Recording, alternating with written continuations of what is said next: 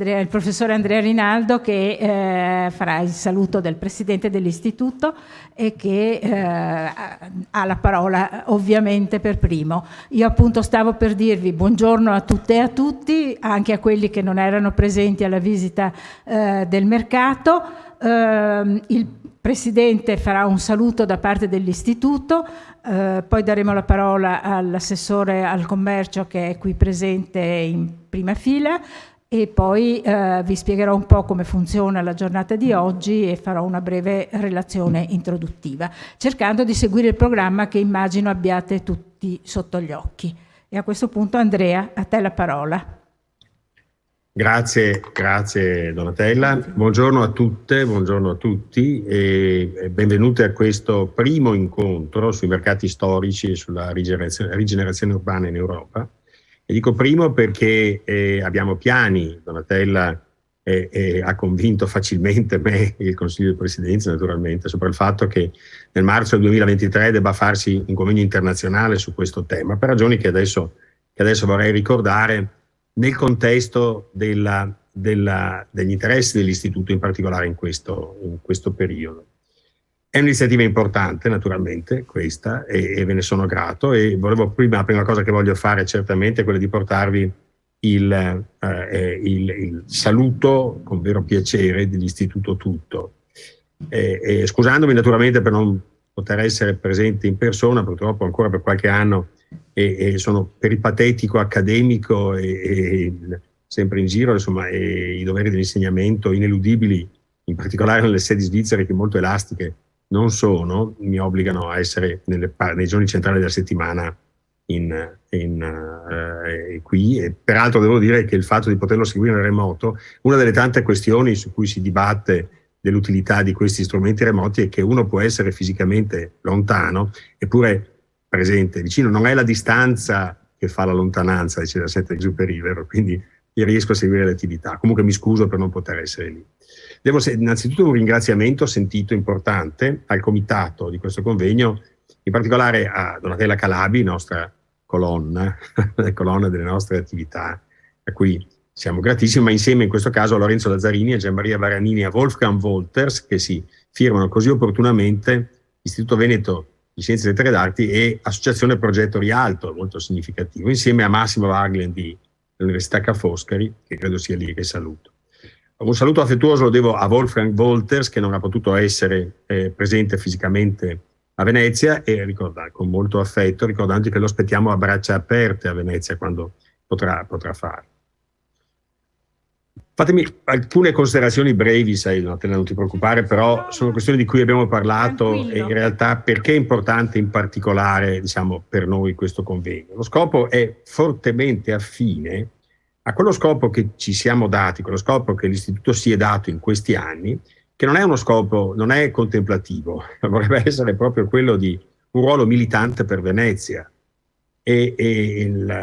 Cioè non un'autocentesca lamentazione, una romantica accettazione della situazione così com'è, raschiniana, se mi consentite, ma quello di cercare di proporre soluzioni, di proporre idee, di proporre un qualcosa che aggetti verso un futuro, che guardi a Venezia come città compiuta. Ecco allora che il ruolo dei mercati, del mercato in particolare, quindi questa idea di raccogliere suggerimenti per una rivisitazione del mercato dell'area rialtina in particolare, che è da 1000 anni, ma che certamente è il baricentro dell'esistenza di una città compiuta, si fa nei mercati, ed è evidente che il ripensamento di Rialto è un po' il ripensamento di Venezia in qualche modo, almeno io così mi illudo, io faccio idraulico, quindi non ho una competenza specifica su questo, ma è un tema che mi sembra profondamente adatto a noi. L'idea di ascoltare gli altri, in particolare ascoltare i rappresentanti dei mercati europei, di altri mercati che sono interessati proprio come noi al tessuto economico e sociale della città compiuta, non la città che si trasforma seguendo le forze del mercato così come è adesso, in un processo che snatura quello che per 1000 anni nell'area rialtina è stato per Venezia. come si definisce la vitalità di un mercato? Lo voglio capire e lo dico da lay person, non lo dico da esperto, da urbanista. Mi interessa proprio il principio, quali iniziative insomma possono promuovere queste contaminazioni di linguaggio, di contatti, di presenza di istituti di cultura, di cose da fare in quest'area. E credo che l'istituto, in particolare guardando alla salvaguardia dell'area di Rialto, si chiede che questa partecipazione di idee, di critica di quello che è stato fatto sia un'occasione per proporre questo modello di sviluppo di cui parliamo da anni, il modello di sviluppo per la città di cui parliamo da anni, ma che in realtà non ha mai trovato un vero consenso. E credo che partire dai mercati, dal ruolo dei mercati, dall'essenza della città sia particolarmente importante. Quindi pensare a un processo di rigenerazione urbana, arrivo naturalmente, poi smetto perché chiacchiererei molto a lungo su questo e avrei voluto essere lì per ascoltarvi di persona, ma vi ascolto da lontano. Ma pensare a un processo di rigenerazione dei mercati è anche un modo per guardare a Venezia fra 100 anni, questa Venezia 2100, che è un tema fondamentale nel quadro di una volontà forte che l'Istituto ha di occuparsi della conservazione dell'ambiente naturale, dell'ambiente costruito della città, che è chiaramente in pericolo. Questo c'è poco da fare. Nel giro di 100 anni, se non interverremo, la città sarà perduta il tessuto fisico della città e il tessuto del suo ambiente. Insomma, questo è un tema che va visto insieme, ma salvare la città come ornamento per un modello di città non compiuta non so se ci interessa, insomma. Quindi questo ripensamento è generale. Quindi questa iniziativa, vi ripeto, che è preparatoria anche a un convegno internazionale, è completamente affine a quello che vogliamo, che accadrà insomma, nel marzo del 2023, e nel ringraziare ancora il comitato, in particolare Donatella Calabi, che è per noi, per l'Istituto, un vanto e una colonna. Vi auguro buon lavoro di cuore, scusandomi ancora per non poter essere lì in presenza, ma ascoltandovi certamente. Da parte dell'Istituto tutto, grazie.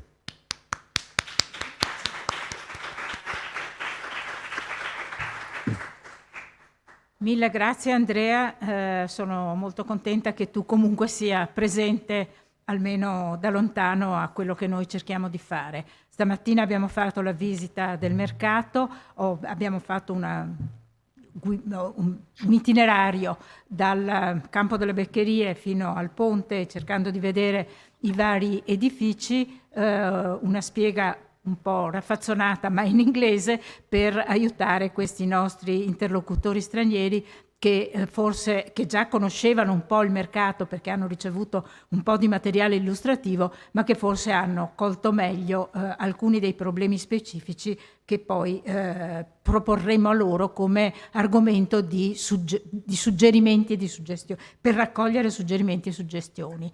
A questo punto darei la parola al nostro assessore al commercio, Costalonga, che forse rappresenta anche il sindaco, non lo so, ma comunque...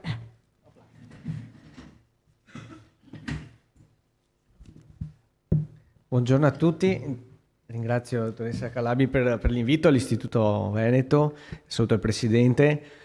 Porto i saluti del sindaco sicuramente Luigi Brugnaro, che sono stato appunto delegato a rappresentare tutta l'amministrazione comunale. Io devo ringraziare di cuore la dottoressa Calabi perché la sto seguendo in più occasioni, perché l'amore che ha verso questa città sicuramente è innegabile e sta facendo un lavoro che sinceramente lo vedo una cosa incredibile per il lavoro che sto facendo io, quindi ho proprio voglia di ascoltarla e di sentire appunto come sta operando, e noi abbiamo bisogno che l'Università, l'Istituto Veneto ci dia questi input importanti per far bene il nostro lavoro. Per quanto riguarda Rialto, per me e per tutti i veneziani, io sono veneziano doc, è il cuore pulsante della città, e quindi diciamo che mi sono appena insediato, è stata il mio primo impegno è stato innanzitutto in un periodo incredibile, disastroso, perché io divento assessore nell'ottobre del 2022 in piena pandemia. Siamo riusciti a tenere aperti i mercati tutti nel nostro comune, dove in altre città d'Italia invece si chiudeva. E quindi questa cosa qui è stata una dimostrazione di tanta attenzione da parte di questa amministrazione per quanto riguarda i mercati tutti. Poi superata il periodo della pandemia, dovevamo pensare sicuramente a rilanciare il mercato e quindi io come assessore al commercio ho delle competenze che non sono tutte, però insomma per quanto riguarda il mercato abbiamo messo subito testa per cercare di migliorare il decoro del mercato, perché purtroppo negli anni questo mercato, che era incredibile, insomma era una cosa maestosa, cioè io mi ricordo ero bambino, mi attaccavo alle gonne della mia mamma perché avevo paura di perdermi in mezzo alla bolgia che c'era nel mercato, quindi sono sensazioni che tutti noi veneziani abbiamo vissuto, e quindi vedere il mercato in questi ultimi anni sicuramente non è quell'immagine, e quindi dobbiamo fare qualcosa. Infatti come amministrazione adesso abbiamo impegnato 500.000 euro per rifare il restyling del mercato, soprattutto la parte dell'ortofrutticolo, e proprio venerdì scorso è partito il nuovo bando per l'assegnazione di 6 posteggi nuovi che sono vuoti, cercando l'operazione è quella di accorpare il più possibile il mercato verso la pescheria, e verranno tolti nella caseria da 4 penisole formate da 4 banchi praticamente, di 4 diventa una sola con 2 banchi, quindi la caseria verrà liberata tutta e cercheremo di addossare tutta l'attività tra pescheria e erbaria, quindi un'azione che vogliamo, perché i banchi vuoti fanno desolazione, cioè c'è poco da fare, e quindi dobbiamo cercare di togliere questi banchi vuoti. Il bando che appunto abbiamo fatto è uscito venerdì, punta anche a lanciare i giovani, perché tra i punteggi c'è un punteggio superiore per chi ha l'età tra i 18 e i 35 anni, quindi noi stiamo cercando anche di far arrivare i giovani, perché abbiamo visto che la città senza residenti sta pian pianino morendo, e quindi noi dobbiamo puntare a fare in modo che qualsiasi iniziativa noi la dobbiamo pensare per ripopolare la nostra bellissima città. Quindi questo intervento sicuramente si auspica sia un intervento che possa arrivare a coprire tutti i 6 banchi. Non è facile, perché mi ricordo che ancora nell'era Orsoni era stato fatto il nuovo progetto di 28 postazioni, alla fine già quella volta nella presentazione delle domande solo 21 erano stati occupati, quindi anche lì si era subito perso postazioni che erano state anche eliminate da subito, quindi è un campo difficile. Noi per quanto riguarda il mercato ittico, ad esempio, stiamo lavorando per il nuovo mercato ittico che è nella zona di Piazzale Roma, al Tronchetto, non mi veniva, al Tronchetto. Sono 5 milioni di euro investiti per fare il nuovo mercato ittico, e serve perché così il mercato del pesce possa continuare a vivere, perché sui trasporti qui a Venezia purtroppo ci giochiamo una fetta grossa, perché costa tutto di più a Venezia. Io un passaggio e dopo mi taccio e vi lascio intervenire, lo vorrei fare su tutte le proposte che io continuo ad ascoltare che arrivano dalla dottoressa Calabi, che appunto sono sicuramente importantissime, e sicuramente i passaggi di cercare di valorizzare quello che è l'area del mercato. Assolutamente bisogna lavorare, perché non è solo il mercato, ma è tutto ciò che ci sta intorno che deve essere rilanciato.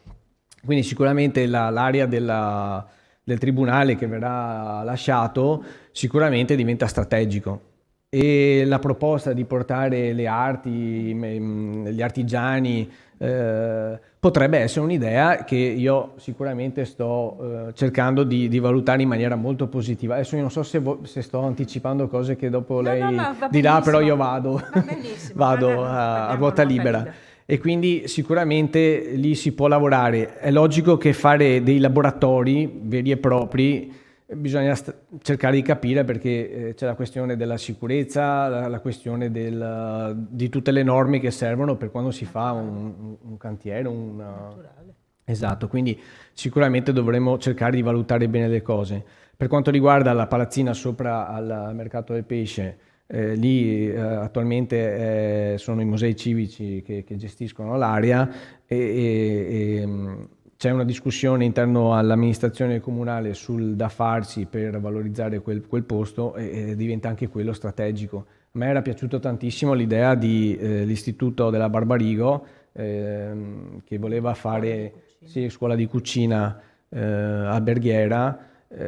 Secondo me ci stava perfetto, era sul posto strategico e quello sicuramente se io posso insomma spingere per fare qualche strada, questa sicuramente la percorrerei in maniera molto anche insomma con tutta la spinta che posso dare per realizzarla. C'è una cosa che con dottoressa Calabi non ci troviamo, è sullo street food. Sullo street food perché capisco che in altri paesi d'Europa i mercati lavorano e sono diventati fiorenti grazie a questo abbinamento tra mercato e lo street food. Però io, per quanto riguarda Venezia, non la vedo la soluzione percorribile, ma non la vedo perché purtroppo abbiamo fatto una serie di interventi per bloccare nuove aperture di pubblici esercizi, i famosi kebab e tutto il resto, perché Venezia si è trasformata praticamente in un esercizio pubblico dappertutto. Ci sono bar, ristoranti, punti di quel mangiare al volo, la pizza al taglio, kebab, cose del genere. E continuavano a aprire solo queste attività. E noi sinceramente speriamo che il mercato resti collegato ad altro, non a questo, perché trasformare i banchi della frutta, della verdura o del pesce in banchi che possono al momento cucinare anche i prodotti, ho come la sensazione, visto che purtroppo abbiamo visto anche in questi giorni l'assalto io delle volte dico dei barbari, perché è così, dei turisti che arrivano a Venezia, poi queste attività si concentrerebbero solo ed esclusivamente sui turisti. E io non voglio assolutamente che questo accada, perché veramente Venezia non ce la fa più, non ha bisogno del turista di giornata, ha bisogno del turista stanziale, quello che resta qualche giorno e vuole conoscere Venezia, vuole viverla, vuole capire. Infatti sto lavorando tantissimo con gli artigiani, abbiamo fatto bandi di sostegno alle attività per avvicinarli di nuovo a zone impensabili, perché adesso io e chiudo, veramente rubo ancora qualche secondo con la norma antipacottiglia che ho fatto, quella delibera che è andata a livello internazionale. È una delibera che serve a bloccare quello che è il proliferare di tutte quelle attività di bassa qualità che non c'entrano niente con la storia di Venezia. Questo potrebbe essere nel tempo, perché logicamente per le nuove aperture, quindi dovremo vedere nei prossimi anni, potrà sicuramente abbassare quelli che sono gli affitti, perché già adesso vediamo dei locali vuoti e non possono più darle facilmente a quegli operatori che evadevano tasse, evadevano tutto, non pagavano niente, aprivano, chiudevano nell'arco di 2 anni e poi entrava un'altra società a fare la stessa cosa. Dovranno seguire le nostre regole e quindi può essere che qualche artigiano che è stato messo nella zona periferica della città perché non ce la faceva a tenere questi costi, possano ritornare nelle vie principali della nostra città e riportare la qualità che merita Venezia.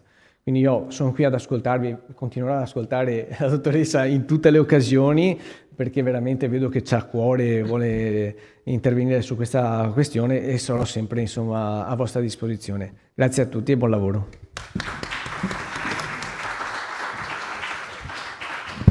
Ringrazio moltissimo l'assessore e non entro assolutamente nelle questioni, nel merito delle proposte che ci ha fatto, perché vorrei farlo nel proseguio della nostra discussione, e anche non entro nel merito delle polemiche che abbiamo fra di noi sulla questione street food, perché credo che ci sia ampio margine per ragionarci in un secondo momento.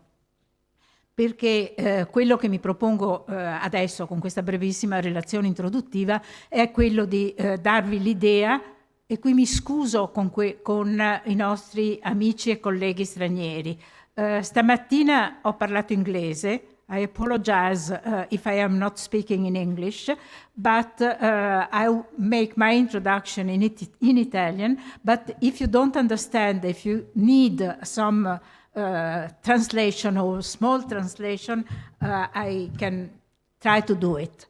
Dicevo che il senso di questa piccola introduzione è quello di spiegarvi un po' l'obiettivo che ci siamo dati, che si è dato l'Istituto Veneto con l'avviare questa iniziativa insieme con l'Associazione Progetto Rialto.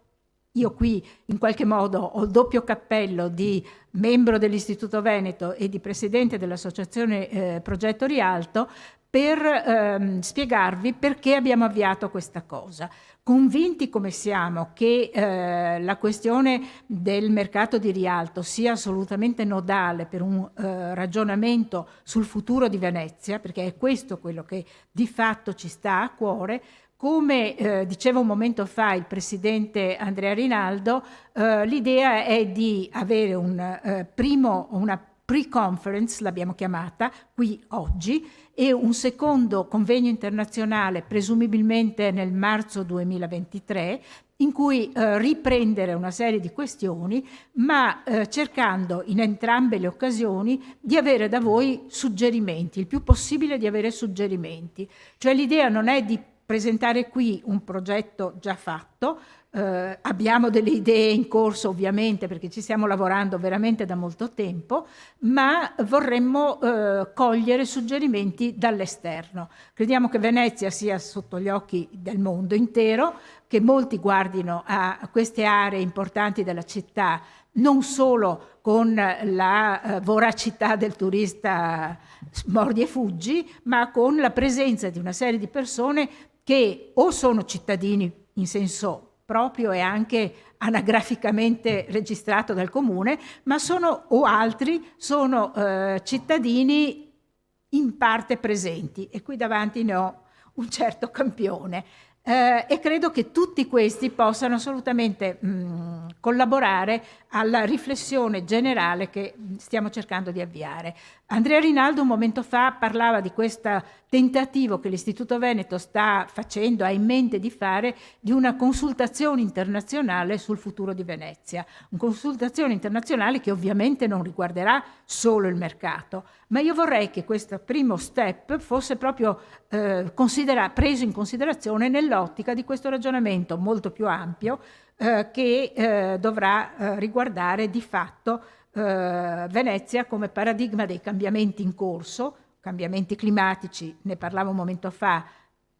Andrea Rinaldo, peraltro professore di idraulica e quindi particolarmente sensibile alle questioni di innalzamento dei mari, della laguna, eccetera, e strategie di governo, perché questo è l'insieme delle questioni che ci sta a cuore. Crediamo che un istituto indipendente e autonomo come sia l'Istituto Veneto, perché in fondo non ha, come dire, vincoli da nessuna parte, sia un luogo adatto per aprire questo tipo di riflessioni. Non dobbiamo necessariamente render conto a nessuno se non alle nostre coscienze, prima di tutto, e alle nostre idee. E quindi è questo il clou del ragionamento che io vi sto proponendo. Abbiamo avviato questa iniziativa di oggi chiamandola inizialmente a porte chiuse. A porte chiuse non già perché vogliamo togliere la parola a nessuno, ma perché non l'abbiamo divulgata tantissimo. Abbiamo invitato una serie di persone, e vi spiegherò la logica secondo la quale abbiamo invitato queste persone, a fare suggerimenti. Non abbiamo aperto a 360 gradi alla città e ai cittadini e ai politici, perché appunto volevamo cercare di raccogliere proposte e suggerimenti.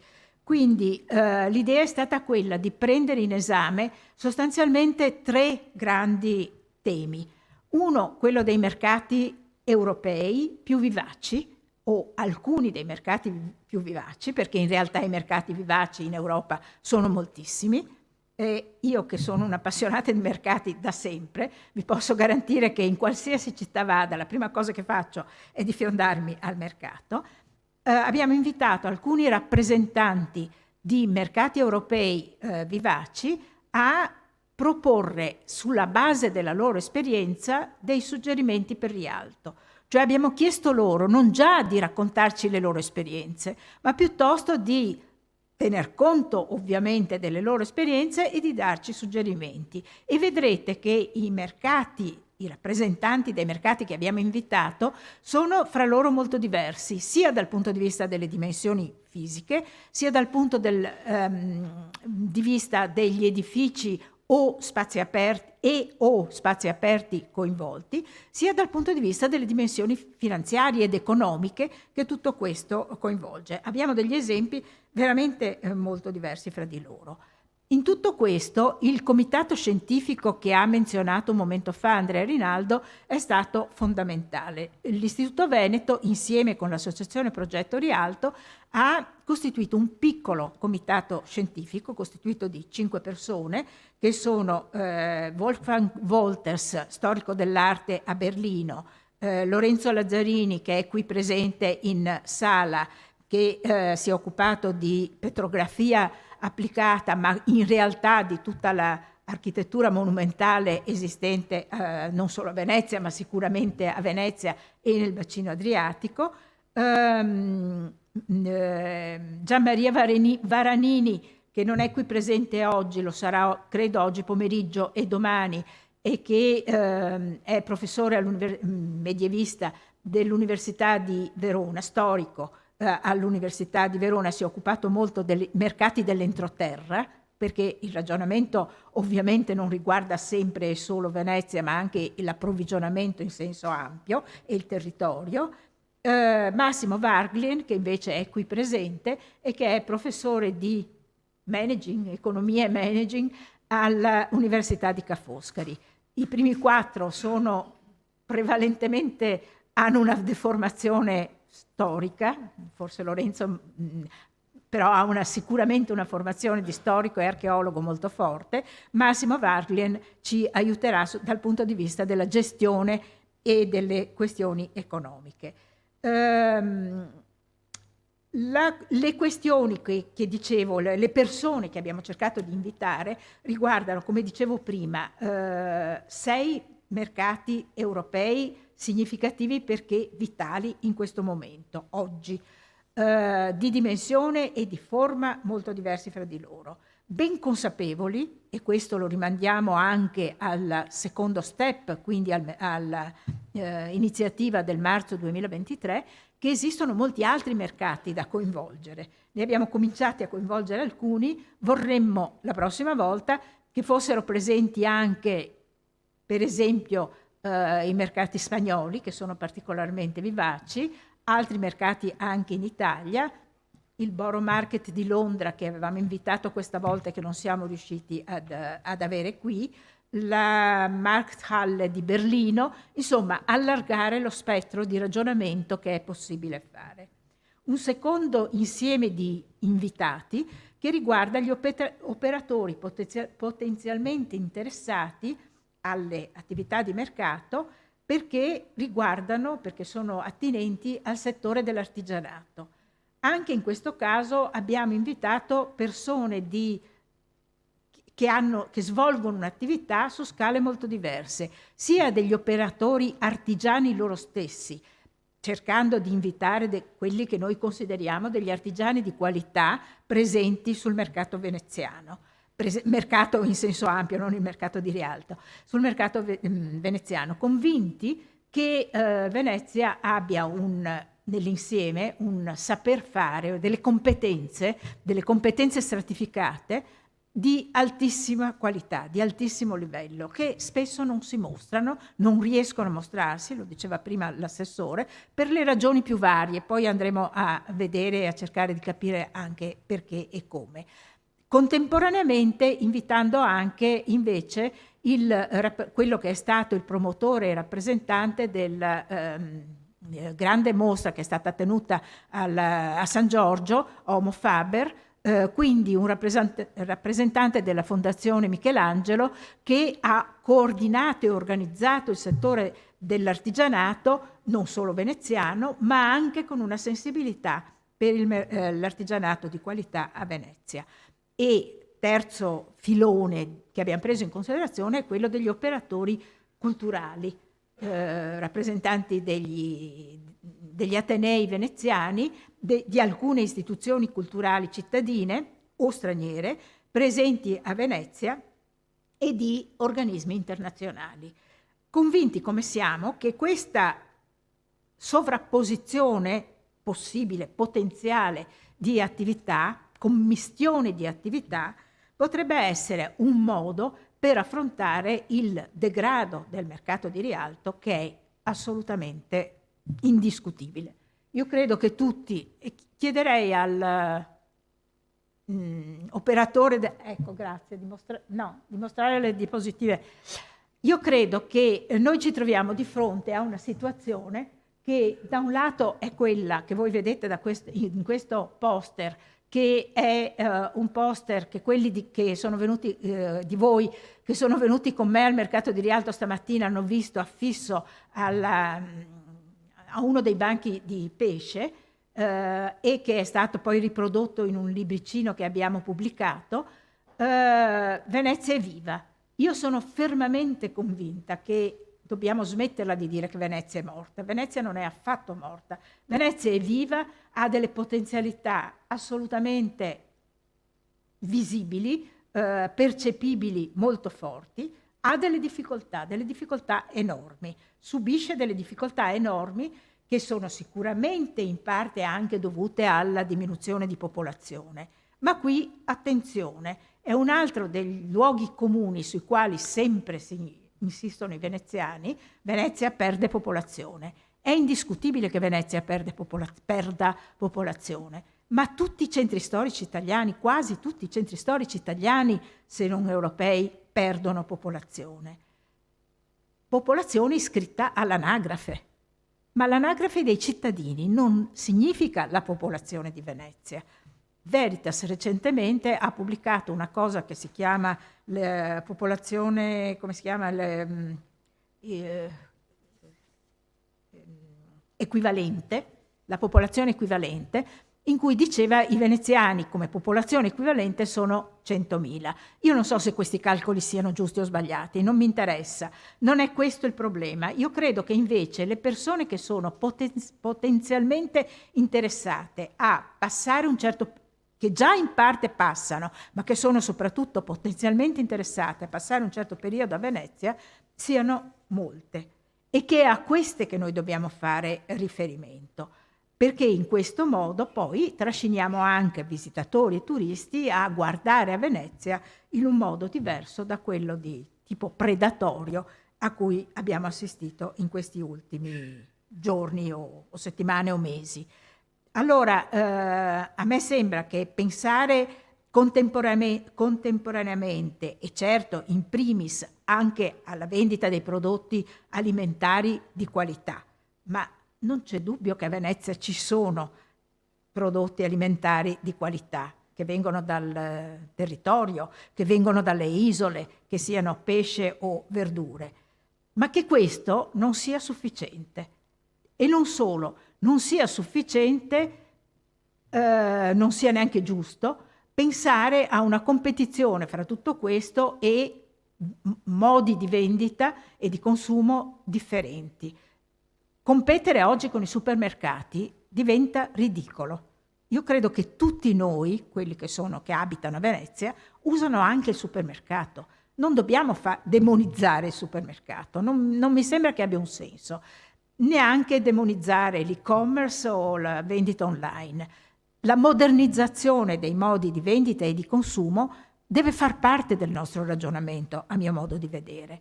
Quello che è certo è che se un mercato vuole e intende essere, e questo non riguarda solo Venezia, credetemi, riguarda veramente tutta Europa, se non tutto il mondo, se vogliamo essere competitivi con queste altre forme di vendita, l'unico modo è quello di fornire, di offrire potenzialmente esperienze sovrapposte, commiste, esperienze che al mercato si possano fare. Ed è per questo che io insisto tantissimo sulla questione dell'offerta dell'artigianato, possibilmente dell'artigianato di qualità.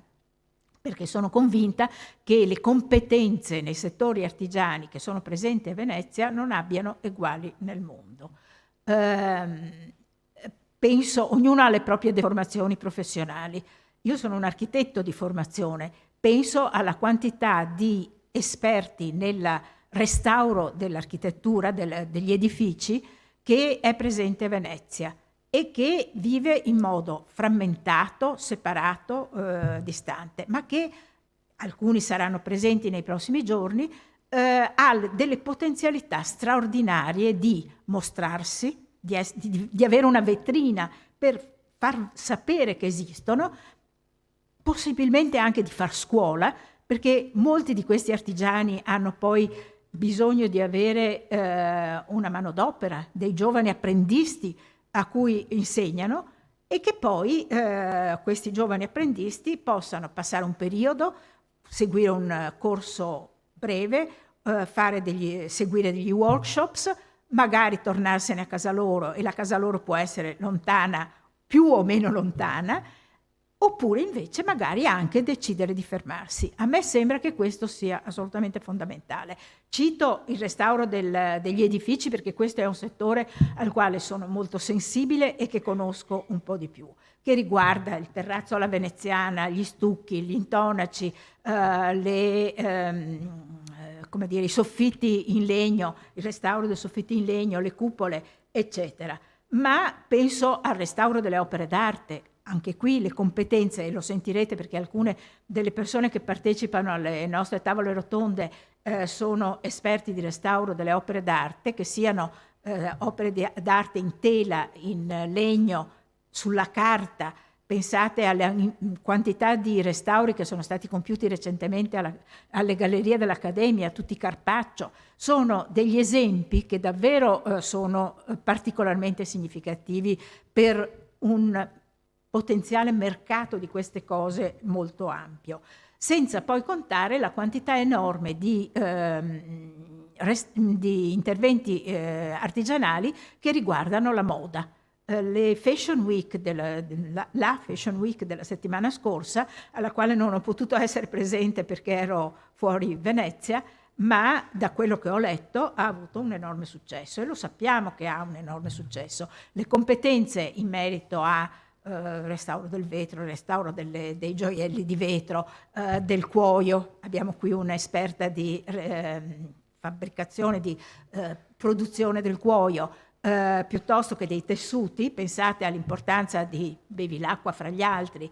Insomma, abbiamo degli esempi che sono veramente punti di riferimento per l'Europa intera e che potrebbero essere organizzati. Il problema, io credo, sia proprio quello della governance, per usare un termine molto di moda, che in qualche modo deve farci riflettere. Quello del savoir-faire veneziano, che è veramente di altissimo livello in molti settori e che richiede però di essere governato. Io credo che questo sia il vero problema che è mancato negli ultimi decenni, non dico anni, direi decenni, e che quindi ha bisogno di essere preso in considerazione, avendo presente che la contaminazione di linguaggi, la contaminazione di esperienze, la contaminazione di contatti è quello che ha fatto il mercato di Rialto nei suoi 1000 anni di storia. Io sono, ancora una volta, alle deformazioni professionali. Io sono uno storico, ho studiato il mercato di Rialto come ho studiato gli altri mercati nei suoi 1000 anni di storia. E devo dire che l'enorme successo che Rialto ha avuto nel mondo, rispetto a veramente il mondo conosciuto nel XIV, XV, fino al XVII secolo almeno, è stata proprio dovuta alle contaminazioni, alle sovrapposizioni, alla commistione di attività. E a me sembra che ancora oggi il senso di un rilancio del mercato di Rialto debba passare attraverso meccanismi di questo tipo. Quindi modi diversi e articolati di approvvigionamento e di consumo, nei quali le specificità di occasioni di incontro siano le più ricche e le più vaste possibili. Prima l'assessore parlava della necessità dei giovani, su questo non ci piove. È ovvio, credo che sia ovvio, lo dico e poi chiudo questo argomento, anche se poi sarà ripreso da alcuni dei nostri interlocutori, è ovvio che non ha senso parlare solo del mercato di Rialto. Abbiamo ho cercato di inserire questo discorso in un discorso più ampio di futuro di Venezia, in cui non c'è dubbio che i temi del lavoro e della residenza sono i temi cardine di questo ragionamento. Non ho dubbi su questo, e che quindi le questioni debbano essere portate avanti insieme. Però i problemi devono essere anche affrontati a partire da alcuni punti di vista. Quindi credo che qui non sia la sede per affrontarli tutti insieme, non possa essere la sede per affrontarli tutti insieme, anche se forse alcuni degli interlocutori che vedo qui davanti a me, forse cercheranno proprio di ampliare il discorso da questo punto di vista. Ma a partire dall'idea che la città è vitale, che sicuramente perde popolazione, ma che sia una questione di saldo demografico, di saldo migratorio e soprattutto di tener conto delle potenzialità di lavoro che in questa città potrebbero esserci, se non altro per periodi, credo che la questione del lavoro inteso come consumo, quindi tornando alla questione del mercato di Rialto, tenendo conto anche di quelli che sono gli smart workers di aziende che lavorano all'estero, tenendo conto delle biennali che bene o male coprono un certo numero abbastanza importante di mesi all'anno, tenendo conto di iniziative importanti che sono presenti qui, incontri di civiltà o il Festival della Politica. Voglio dire, tante iniziative non necessariamente contemporanee, ma che si succedono una dopo l'altra e che sicuramente per periodi attirano popolazione. Allora, non basiamoci solo, per piacere, sulle registrazioni dell'anagrafe comunale, perché non è questa la popolazione alla quale stiamo facendo riferimento. Se vogliamo che Venezia non sia un museo a cielo aperto, e non c'è dubbio che questo è uno degli obiettivi che ci proponiamo, certamente casa e lavoro sono i temi fondamentali, ma quello che è importante per noi è la complessità, quello che tutto sommato Venezia offre più di altre città italiane, perché ha delle caratteristiche fisiche, morfologiche. Teniamo conto di questi aspetti. La morfologia di Venezia oggi è in grado di proporre un paradigma di vita, di qualità della vita, che altre città europee non hanno. E di questo io credo valga la pena di tener presente. Credo che valga la pena di tener conto. Quindi forme di residenza diverse sicuramente, forme di lavoro diverse sicuramente, ma diciamo che questo è un insieme di ragionamenti che resta per un momento provvisoriamente sullo sfondo. Qui vorrei che toccassimo questioni specifiche e in questo quadro la disponibilità, se può andare avanti con le diapositive per favore. La disponibilità all'interno dell'area dell'isola del mercato di due edifici pubblici, entrambi, che sono uno completamente vuoto da più di 10 anni, quello che avete sotto gli occhi, questo primo piano della pescheria. Prima l'assessore parlava dei banchi di pesce, è sicuramente che sono diminuiti moltissimo negli anni recenti, nei mesi e negli anni recenti. È un problema quello della vitalità, della sopravvivenza della pescheria, che è una pescheria che attira perché ha un pesce freschissimo, di buonissima qualità e che è un prodotto alimentare di grande potenzialità. Ma accanto a questo, sopra questo, c'è un intero piano di proprietà comunale di ben 1000 metri quadrati, che non sono pochissimi, che appartiene appunto al comune, in realtà al MUVE, che è la fondazione dei musei civici veneziani, vuoto da più di 10 anni, aperto un giorno all'anno, affaccia sul Canal Grande, siamo nel centro di Venezia, con una loggia assolutamente strepitosa.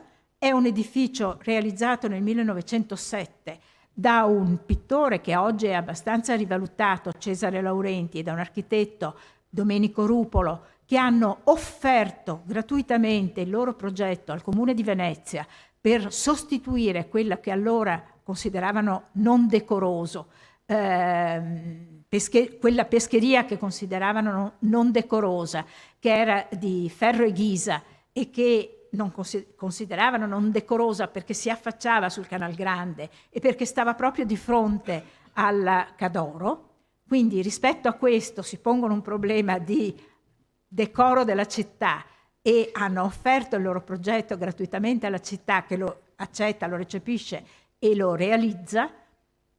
È un edificio appunto dell'inizio del secolo che oggi chiameremmo neogotico, credo di alta qualità, e che è vuoto da più di 10 anni nella parte superiore. Ora, insomma, è inquietante questo, francamente. Proprio in centro della città, sul Canal Grande, questo enorme spazio completamente vuoto, che è pubblico, mi pare ponga a noi un problema importante. Il secondo edificio, se può andare avanti con le diapositive per favore, è questo enorme edificio qui, le fabbriche nuove di Jacopo Sansovino, edificio del XVI secolo, realizzato da un architetto che anche chi non si occupa di architettura forse ne conosce il nome, Jacopo Sansovino, destinato ai tribunali. È un edificio che è quasi vuoto, ma che resterà vuoto nel giro di, diciamo, 2 anni, perché la decisione che è stata presa ormai molti anni fa, parecchi anni fa, è di spostare tutti i tribunali nella cosiddetta cittadella della giustizia di Piazzale Roma.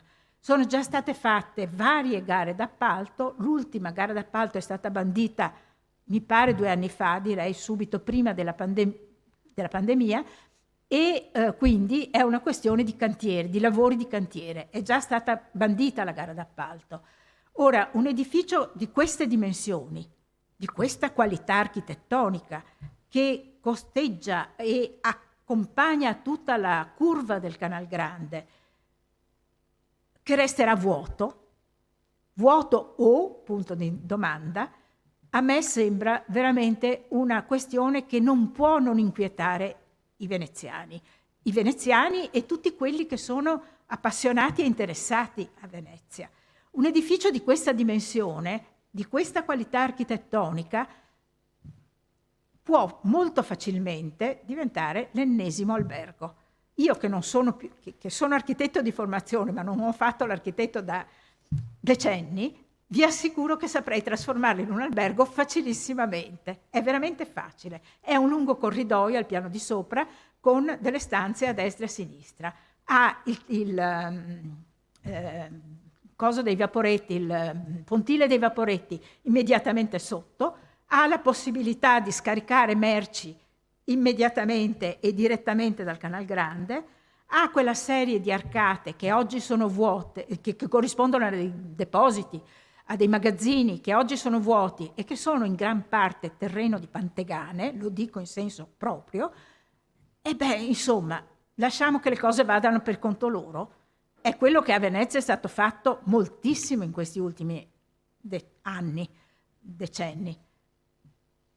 Io credo che sia imperdonabile far finta di niente, veramente imperdonabile. Un edificio di questo pregio, di questo valore, non può non inquietare tutti noi. Certamente chi di noi è architetto in qualche modo è più sensibile a questa questione, ma in realtà tutti i cittadini veneziani non possono essere insensibili a una questione di questo genere. Ora, ho citato questi 2 edifici perché sono tutti e 2 pubblici, il primo di proprietà comunale, questo di proprietà demaniale.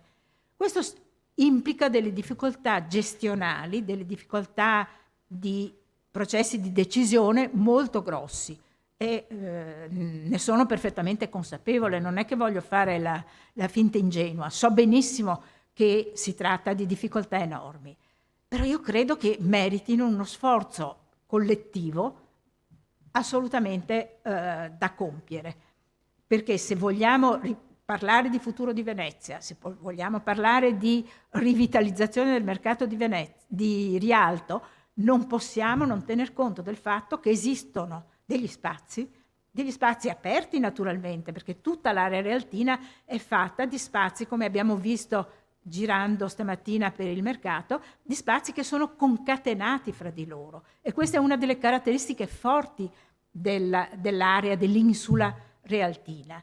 Una delle caratteristiche forti che peraltro caratterizza tutte le città venete, e anche questo io lo dico sempre: Venezia è condizionata dalla morfologia, dalla presenza dell'acqua, eccetera. Però questo è un carattere forte delle città venete, esiste a Vicenza, esiste a Verona, esiste a Padova, la concatenazione degli spazi aperti, le piazze, il sistema delle piazze nelle altre città, Padova, Verona e Vicenza. Qui è fatta dalle rive, la piccola piazza di San Giacomo, il campo di San Giacomo. A Venezia non si chiamano piazze, ma insomma il campo di San Giacomo, le rive, il campo di Rialto Novo, questi spazi che sono fra di loro legati e che sono una delle forze dal punto di vista proprio spaziale, e anche potrebbero esserlo dal punto di vista organizzativo di quest'area. Quindi se di rigenerazione di quest'area vogliamo parlare, a me pare che non possiamo non tener conto da un lato degli spazi aperti e fra loro concatenati, e dall'altro degli spazi chiusi, degli edifici che non possiamo lasciare a un laissez-faire e a un uso puramente speculativo, come in realtà è successo per gran parte degli edifici veneziani negli ultimi anni. Allora, per venire ad alcune delle proposte di cui avete sentito parlare, una delle questioni che io vorrei sottoporre alle persone qui presenti per ricevere suggerimenti è proprio quella di riflettere sulla possibilità o meno, o sulle difficoltà anche di gestione di un'operazione di questo genere, pensandole come luoghi di contemporaneamente vetrine in cui si mostrino alcune delle attività che in questo momento hanno i loro laboratori sparsi in giro per la città e non sono del tutto e non sempre visibili, ma anche luoghi di organizzazione di corsi, di workshops. Non parlo ovviamente di corsi istituzionali, non è che vogliamo sostituire l'università, non è questo, ma occasioni di incontro, di insegnamento, di trasmissione del sapere e delle conoscenze che alle nuove generazioni, possibilmente, ai giovani se è possibile, che potrebbero arricchire l'area del mercato in termini anche di mercato alimentare.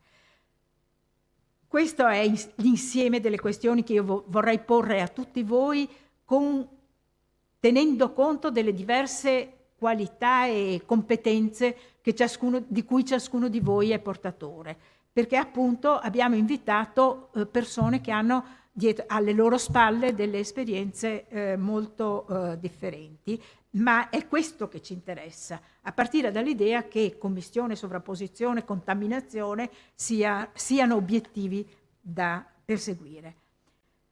Vorrei arrivare molto brevemente ad un cenno alle modalità di svolgimento delle nostre 3 giornate, dei nostri lavori. Come dicevo all'inizio, noi abbiamo chiamato questo incontro come pre-conference o tavola rotonda, come è scritto nel programma, proprio perché non abbiamo aperto a tutta la cittadinanza a 360 gradi. Questo non significa che toglieremo la parola a nessuno. Chi vuole intervenire e fare delle proposte è ben accolto, ma che abbiamo invitato delle persone cercando di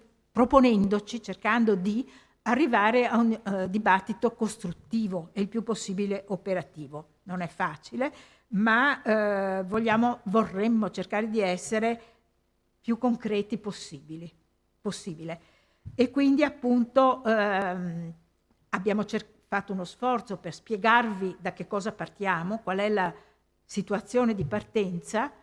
I rappresentanti dei mercati stranieri che potenzialmente non conoscevano molto la situazione veneziana hanno ricevuto un po' di materiale per avere un'idea più precisa di quale sia la situazione precedente, sia di materiale storico, la guida storico-artistica dell'insula di Rialto che io ho scritto nel 2020, ma che adesso esiste anche in inglese, sia invece i risultati di una summer school che avevamo fatto con l'Università di Padova e che era coordinata da Elena Svalduz, che è qui in sala, che proprio già nel 2020 si proponeva di affrontare il discorso della comparazione fra mercati di tipo diverso, ponendosi, in quel caso, ma ci torneremo, ponendosi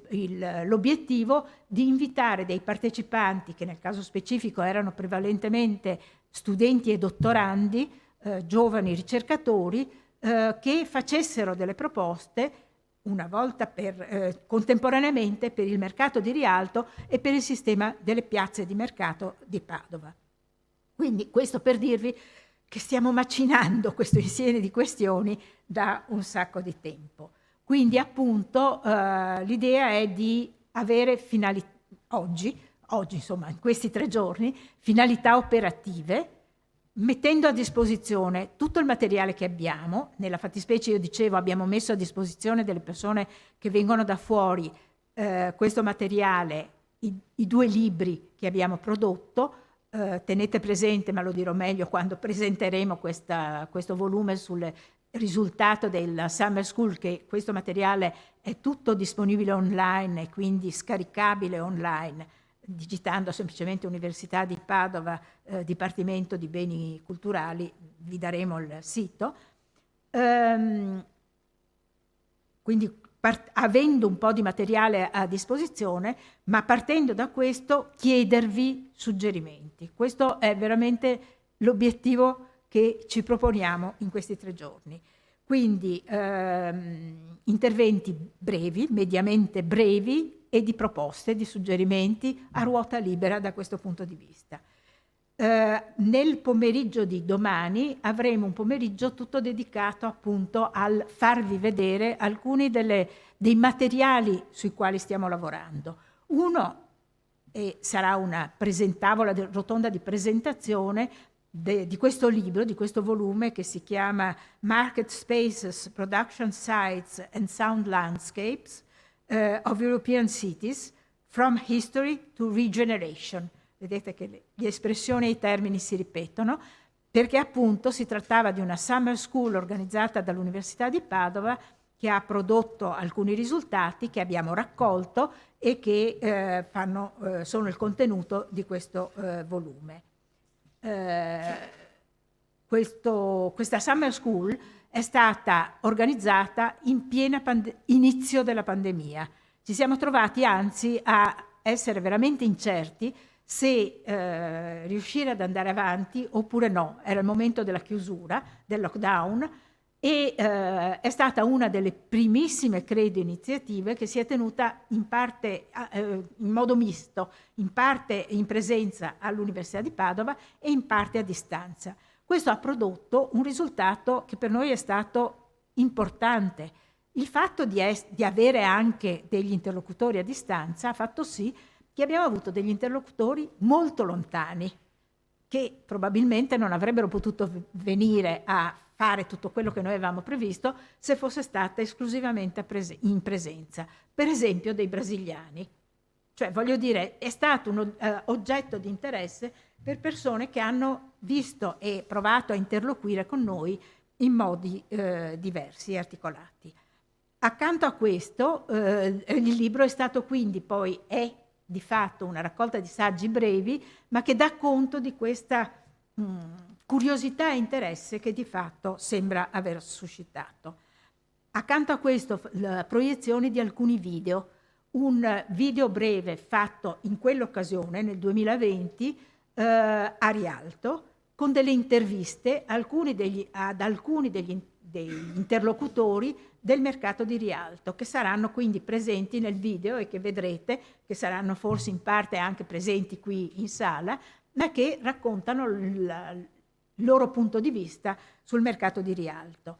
Era stato fatto nell'ottica della Summer School per quegli interlocutori, nostri partecipanti, che non potevano vederlo perché appunto erano lontani o in Brasile o altrove. E poi alcuni video che invece sono stati prodotti da un produttore di Torino, Andrea Tealdi, il quale ha una casa di produzione che si chiama Ste Film e che sta producendo ormai da parecchi anni per la televisione italiana una serie di video per la televisione di vari mercati europei. Adesso l'ultimo riguarda Rialto, non è finito, quindi ci farà forse un'anticipazione di quello che stanno facendo su Rialto, ma anche una sorta di collage di alcuni dei mercati stranieri, in particolare quelli di cui parleremo qui in questa sede, e forse qualcun altro. Quindi proprio una specie di montaggio per raccontare un po' anche tecniche e strumenti di divulgazione e di riflessione che non sono soltanto quelli del parlare o del discutere, ma dell'utilizzo anche della tecnologia cinematografica. Concludo con il dirvi che tutto questo che vi sto raccontando è davvero frutto di un lavoro collettivo lungo, perché almeno da 4 anni stiamo lavorando. 4 anni dico per partire da un punto di partenza preciso. L'associazione Progetto Rialto, che io presiedo e di cui molti qui presenti sono membri, è stata fondata nel 2018. E si è trattato davvero di un lavoro collettivo in cui i membri del comitato scientifico che ho menzionato prima hanno fatto un lavoro insieme. Wolfgang Wolters, che è uno storico dell'arte appassionato e studioso di Venezia, che non può essere qui presente in questo momento, ci ha aiutato moltissimo a distanza. Io ho ricevuto, non vi dico quante mails da lui, in cui mi ha dato suggerimenti di tutti i generi, che ovviamente sono circolati fra tutti i vari membri del comitato scientifico. Ma poi un lavoro collettivo con le persone che lavorano all'interno dell'Istituto Veneto, che sono stati davvero straordinari. Giovanna Palandri, cancelliere dell'Istituto, e Sebastiano Pedrocco sono stati più che eccezionali, nel senso che si sono rimboccati le maniche e hanno fatto non già il lavoro di segreteria che quelli che sono stati invitati hanno visto, sicuramente anche quello, ma un lavoro di coordinamento, di proposte, di suggerimenti assolutamente strepitoso, e che non posso che ringraziare veramente di cuore, nel senso che hanno partecipato in maniera attiva al nostro lavoro. Ringrazio anche Lucia Macaluso per l'Istituto Veneto e Simone Rauch per l'associazione Progetto Rialto, che invece si sono occupati della diffusione e divulgazione sia attraverso la locandina che tutti avete visto, sia attraverso le email che attraverso i cosiddetti social, in vario modo.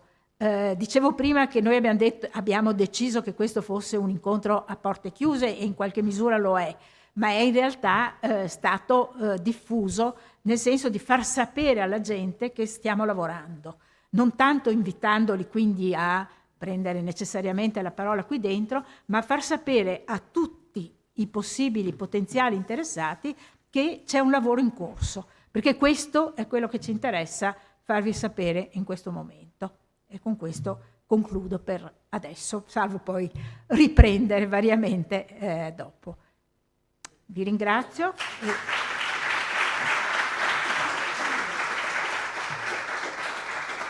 Sempre per raccontarvi un momento come si svolgeranno le nostre giornate, noi avremo un pranzo e nei giorni seguenti la stessa cosa, qui prevalentemente per i relatori organizzatori, ma insomma per una trentina di persone, che si tengono in Sala del Biliardo e sala come si chiama l'altra? Del Barone, qui dietro, in cui possiamo continuare le nostre conversazioni. Nell'atrio d'ingresso voi avete visto questa piccola esposizione di cartoline, che è un piccolo assaggio di una collezione di cartoline vecchie dell'area realtina, che un collezionista ha cominciato a fare e delle quali è veramente un piccolo assaggio rispetto a una collezione molto più ricca, ma che vuole anche proporre alla nostra attenzione il fatto che io parlavo di iniziative culturali da incentivare. Sicuramente corsi, esperienze, workshops, summer schools e così via, ma anche piccole esposizioni. Io sono convinta che non solo i turisti, non solo i visitatori stranieri, ma anche i veneziani conoscano pochissimo la storia specifica del mercato di Rialto o comunque dell'economia mondo che Venezia ha rappresentato nel tempo, nei secoli passati. Una delle cose che io cito sempre, a costo di essere poco rispettosa, ma lo faccio lo stesso, sono la quantità di film, video, iniziative televisive che riguardano Venezia, che tutti noi abbiamo visto e che raccontano sempre una Venezia fatta di teatro, scenografia, Goldoni, Vivaldi, magari i salti degli stuntman che riescono a saltare dalla pescheria verso il Canal Grande direttamente in gondola e così via. Ma invece la storia del mercato, la storia dell'economia, la storia della struttura di Venezia come economia, come struttura economica, questa non la vediamo da nessuna parte. Io credo che nessuno dei video e dei film che abbiamo visto, anche dei video documentari, quelli che hanno pretese documentarie, sempre parlino di una Venezia come scenografia, come qualcosa che si mostra, che è appunto il luogo comune di come si racconta Venezia. Venezia da vedere, Venezia da utilizzare come scena, come teatro, come spettacolo, ma invece la storia dell'economia veneziana, delle strutture economiche che hanno retto la Repubblica Veneta per secoli, questa non la si trova da nessuna parte, se non nelle piccole aule universitarie e veramente fra quattro gatti poi di fatto. Allora io sono sicura che anche i visitatori, anche i turisti, non certo quelli che vengono per scappa e fugge per fare i selfie, ma molti altri sì, e certamente anche i veneziani non conoscono molto bene queste cose. Quindi delle esposizioni piccole e rapide, voglio dire, non i 3 mesi o i 6 mesi di esposizione di grandi quadri che richiedono tutela, assicurazioni e così via, ma invece dei materiali che noi abbiamo a disposizione, perché disponiamo di tutto in questa città. Gli archivi sono ricchissimi, gli archivi, i depositi, eccetera. Tutto questo potrebbe essere interessante per una molteplicità di persone e potrebbe innescare quella serie di meccanismi a cui facevo riferimento prima, cioè un'attenzione variegata di persone giovani, di persone meno giovani, di persone che ripercorrono la loro storia o la storia dei loro avi e così via. A me pare che questo sia fattibile. Allora il senso di farvi vedere quella piccola esposizione di cartoline illustrate, di vecchie cartoline illustrate, è proprio quello di suscitare curiosità e far capire che in maniera, in questo caso veramente semplice, il collezionista è venuto qui e ha messo a disposizione le cartoline. Evidentemente non alludo solo a questo, ci sono delle cose un po' più complicate da costruire, ma non complicatissime, in cui potrebbero essere utilizzati per costruirle gli studenti, i nostri studenti, gli studenti delle nostre università, l'UAV Ca' Foscari, l'Accademia di Belle Arti, il Conservatorio potrebbero essere potenzialmente coinvolti nella costruzione di queste piccole esposizioni che per un certo periodo utilizzano quegli spazi vuoti e propongono qualcosa al pubblico che potrebbe passare attraverso Rialto, guardare, fare proposte, avere proposte creative, mangiare anche, e qui poi si apre il discorso cosiddetto street food. Io vorrei evitare questa espressione, questo termine, perché credo che ci porti fuori strada, ma su questo veramente apriremo il discorso in altra sede. Non parlerei più di street food, ma parlerei di esperienze varie, in cui la scuola di cucina e le possibilità della scuola di cucina sono sicuramente una possibilità importante, ma non l'unica. Vorrei citare un altro piccolo esempio e poi davvero mi taccio.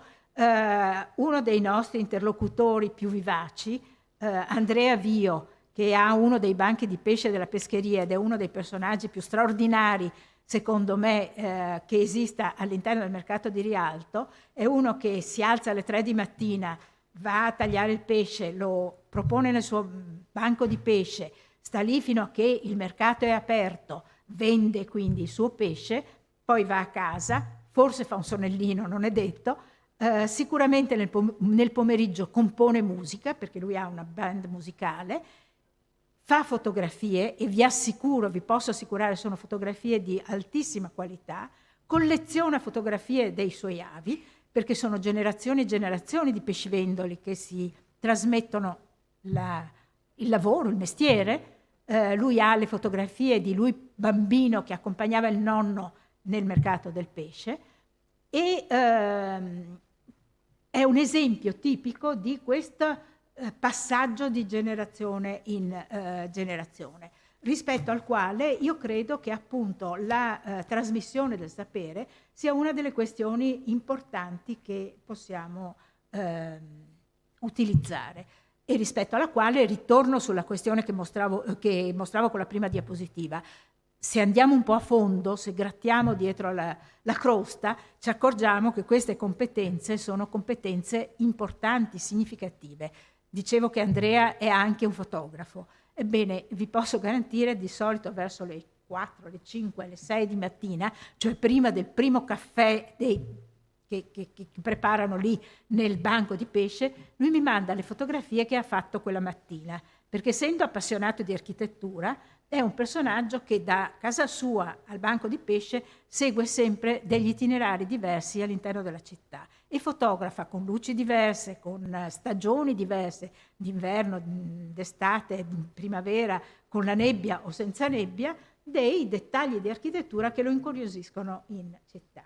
Allora io ricevo la mattina, quando ancora sto dormendo, delle fotografie che dicono buongiorno Donatella e mi accompagnate da fotografie.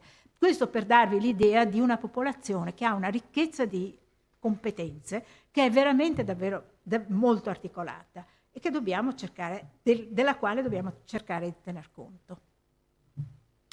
A questo punto vi proporrei di fare un attimo di pausa. Se poi volete andiamo a mangiare qui dietro, in queste sale qua accanto. Ci rivediamo qui alle 2:30. Se quelli che non parlano italiano hanno bisogno di un minimo di traduzione, sono a disposizione.